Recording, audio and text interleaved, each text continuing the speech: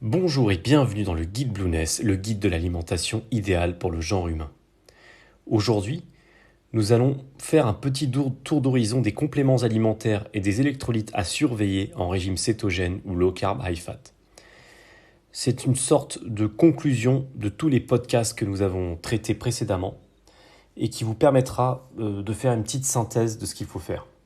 Lorsque l'on démarre une alimentation pauvre en glucides, voire une diète cétogène, nous passons généralement par une phase de fatigue générale. Cette fatigue dure généralement entre quelques jours à plusieurs semaines. C'est une sorte de phase d'adaptation pour l'organisme. Néanmoins, il ne faut pas confondre cette fatigue, qui est censée être temporaire, avec une fatigue généralisée et durable dans le temps qui pourrait être liée à une carence accrue en divers électrolytes qui sont absolument indispensables pour l'organisme, qui plus est dans le cadre d'une alimentation pauvre en glucides. Or, il se trouve qu'en diète cétogène tout particulièrement, et en régime low carb high fat dans une moindre mesure, notre organisme s'expose à certaines carences. Alors, quels sont ces fameux électrolytes à surveiller ? Il y a le magnésium, parce qu'il a un rôle clé dans le métabolisme, le potassium, parce qu'on en perd beaucoup en diète cétogène, et le sodium, pour la même raison que le potassium. Alors, commençons tout d'abord par le magnésium.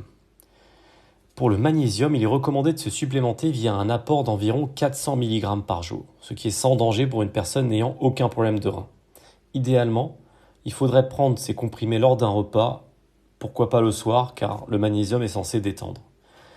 Par ailleurs, il est recommandé de privilégier le maquereau, les épinards cuits, les avocats, le chocolat noir, le chou, la roquette, les légumes verts, qui sont à la fois des ingrédients riches en magnésium et totalement keto-compatibles.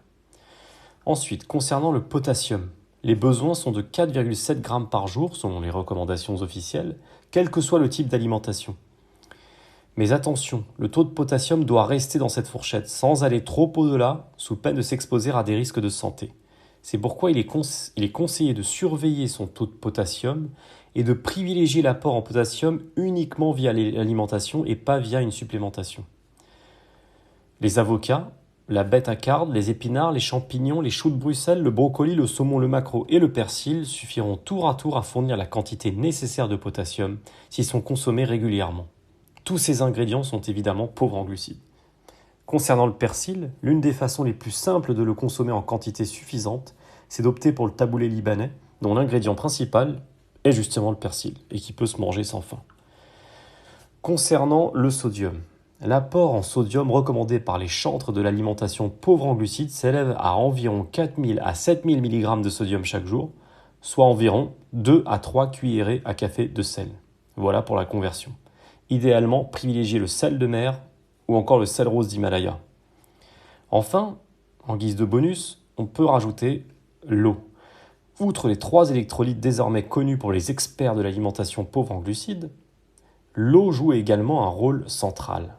En effet, en diète cétogène tout particulièrement, l'organisme a tendance à perdre beaucoup d'eau. Et avec cette eau, les minéraux que nous venons de citer. Les recommandations officielles concernant l'eau sont d'environ 1,5 litre par jour, et nous pouvons aisément monter au-delà de 2 litres. Toujours dans les bonus, il y a l'importance de la vitamine D, dont nous avons loué les mérites dans l'un des podcasts précédents. Dans les pays au climat tempéré, on manque cruellement de vitamine D, quel que soit d'ailleurs le type d'alimentation choisi. C'est pourquoi, que l'on soit en diète keto ou pas, il est recommandé de se supplémenter autour de 2000 à 6000 unités internationales par jour en fonction de son poids et de son exposition au soleil. En été, vous pourrez vous en passer. À très bientôt dans le guide Blueness, le guide de l'alimentation idéale pour le genre humain.